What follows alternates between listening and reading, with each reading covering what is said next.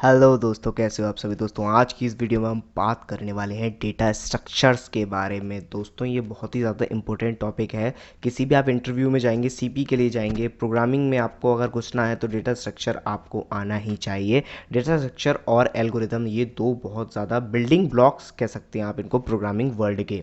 ठीक है, तो इसके ऊपर डिस्कस करेंगे। लास्ट तक मेरे साथ बने रहिए, पूरी वीडियो को लास्ट तक देखिएगा, तभी आपको समझ में आने वाला है, वरना आपको समझ में नहीं आएगा। तो इस वीडियो में हम जो बेसिकली डिस्कस करने वाले हैं इंट्रोडक्शन की, बेसिक डेटा स्ट्रक्चर्स होते क्या हैं। ठीक है, हम कोई डेटा स्ट्रक्चर पर डिटेल बात नहीं करेंगे, हम सिर्फ डेटा स्ट्रक्चर ओवरव्यू लेने वाले हैं। ठीक है, तो बेसिकली हम रियल लाइफ एग्जांपल पर अगर हम बात करें तो मान के चलिए आपके पास कुछ पानी है। ठीक है, पानी है आपके पास।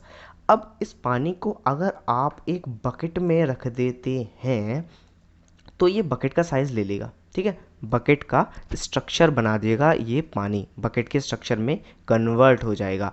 अगर आप इस पानी को बाउल में रख देते हैं तो ये बाउल का स्ट्रक्चर बना लेगा। अगर इस पानी को आप ग्लास में रख देते हैं तो ये ग्लास का स्ट्रक्चर बना लेगा। तो बेसिकली हम क्या देख सकते हैं कि हमारे पास पानी तो एक ही है, ठीक है, लेकिन उसको हम अलग अलग स्ट्रक्चर्स में कन्वर्ट कर सकते हैं with the help of different different objects. ठीक है, तो सेम लॉजिक आप कंप्यूटर में जो पानी होता है वो है डेटा। ठीक है, वो है डेटा। अब उस डेटा को स्टोर करने के लिए आपको कोई स्ट्रक्चर चाहिए ना, तो बेसिकली डेटा स्ट्रक्चर इसीलिए बना हुआ है। तो मान लीजिए आपने कोई प्रोग्राम करने बैठे। ठीक है, एक प्रोग्राम होते हैं A+B=C। ये वाले प्रोग्राम में आपको डेटा स्ट्रक्चर की कोई ज़रूरत, पर इन प्रोग्राम में डेटा स्ट्रक्चर का यूज़ भी नहीं होता है।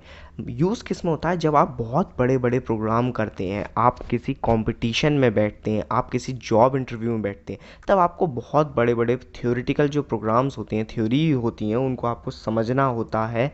और उसमें आपको जैसे मान लीजिए एक लिस्ट दे दी गई कि आपको 50 मेंबर्स के डेटा हैं, उनको स्टोर कराना है। अब आपको पता ही नहीं है कि डेटा स्ट्रक्चर क्या होता है, मतलब मैं उसको स्टोर कैसे कराऊं, तो आप उस प्रोग्राम में आगे बढ़ ही नहीं सकते। भले ही आपको लॉजिक समझ में आ जाए, लेकिन जब तक आपको पता नहीं है कि इसको मैं स्टोर कैसे करूं, तब तक आप उस प्रोग्राम में आगे नहीं बढ़ सकते। मान के चलिए आपके पास प्रोग्राम आ गया, डिलीट अ नोड और delete a number from a given list. मतलब आपको एक लिस्ट गिवन है, उसमें से आपको एक नंबर डिलीट करना है। अब मानिए आपने सिर्फ एरे को पढ़ा हुआ है, तो आप क्या करेंगे, एरे को ट्रैवर्स करेंगे और जब आपको वो नंबर मिलेगा तो उस नंबर को छोड़कर आप जो बचा हुआ एरे है उसको इस तरफ शिफ्ट कर देंगे। लेकिन इसकी टाइम कॉम्प्लेक्सिटी क्या होगी दोस्तों, इसकी टाइम कॉम्प्लेक्सिटी आपकी जाएगी बिग O ऑफ n। अब एक बच्चा है जिसने सिर्फ एरे पढ़ा है तो वो बिग O n में काम करेगा, लेकिन दूसरा बच्चा है जिसने एरे लिस्ट को भी पढ़ा हुआ है, लिंक्ड लिस्ट को भी पढ़ा हुआ है, तो उसे पता है कि लिंक्ड लिस्ट में जो डिलीशन ऑफ नोड होता है वो बिग O 1 में हो जाता है, लेकिन एरे में बिग O n में होता है। तो हम वो बच्चा क्या करेगा, वो बिग O 1 में काम कर देगा, तो उसको आपके पास एक एज मिल गई। मतलब वो आपसे अच्छा स्कोर करेगा, स्कोर बोर्ड में, लीडर बोर्ड में वो आपसे ऊपर होगा, क्योंकि वो ऑप्टिमाइज प्रोग्राम बना रहा है। ठीक है, लेकिन अब यहाँ पर जो एलिमेंट को फाइंड करने की बात आई, तो एरे लिस्ट जो लिंक लिस्ट होती है उसमें भी बिग O ऑफ n में ही फाइंड आउट कर पाएंगे आप, मान लीजिए अगर लास्ट में एलिमेंट तो, और एरे में भी आप बिग O n में कर पाएंगे। एक बच्चा आया जिसको हैश मैप का कॉन्सेप्ट पता है, हैश मैप का कॉन्सेप्ट पता है, तो वो क्या करेगा, वो तो सिंपल बिग O 1 में ही फाइंड करेगा, बिग O 1 में ही डिलीट करेगा।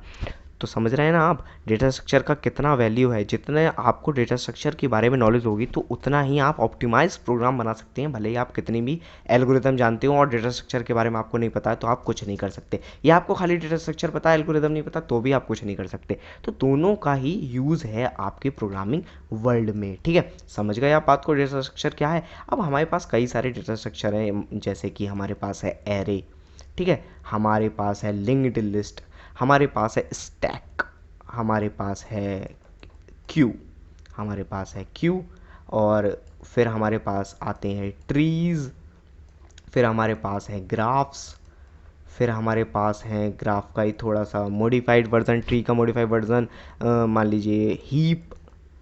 फिर ट्रीज़ में भी काफ़ी सारे बाइनरी सर्च ट्री होते हैं, फिर AVL ट्री होते हैं, ब्लैक ट्री होते हैं, रेड ट्री होते हैं। तो काफ़ी डेटा स्ट्रक्चर कुछ होते हैं बेसिक डेटा स्ट्रक्चर, कुछ होते हैं मॉडिफाइड डेटा स्ट्रक्चर। जैसे कि आपको पाइथन में एक्स्ट्रा डेटा स्ट्रक्चर मिलते हैं, लाइक डिक्शनरी, और जावा में आपको मिल जाता है, सेट CPP में मिलता है। तो आपको कई सारे डेटा स्ट्रक्चर अलग अलग लैंग्वेज में अलग अलग मिलती हैं। तो बेसिक कंसेप्ट समझ में आया आपको, डेटा स्ट्रक्चर है क्या, डेटा स्ट्रक्चर होते किस किस तरह के हैं। बेसिकली डेटा को स्ट्रक्ट करना, डेटा को स्टोर करने का तरीका होता है डेटा स्ट्रक्चर। आपको सारे डेटा स्ट्रक्चर के बारे में नॉलेज होनी चाहिए। तो आगे अगर आपको डेटा स्ट्रक्चर के बारे में डिटेल एनालिसिस वीडियोस चाहिए तो मेरे चैनल को सब्सक्राइब कर लीजिए, इस वीडियो को लाइक कर दीजिए ताकि मैं मोटिवेटेड हो जाऊं और आगे वीडियोस बनाता रहूं। मेरे चैनल को सब्सक्राइब कर लीजिए ताकि और वीडियोस जो डेटा स्ट्रक्चर की आने वाली हैं इस चैनल पर आपको उसका नोटिफिकेशन मिल जाए। उसके लिए बेल आइकन को भी प्रेस कर दीजिए, हमारे टेलीग्राम ग्रुप को ज्वाइन कर लीजिए ताकि आपको सारे अपडेट्स मिलते रहें वीडियोज़ के। तो मिलते हैं आपसे अगली वीडियो में, तब तक के लिए गुड बाय।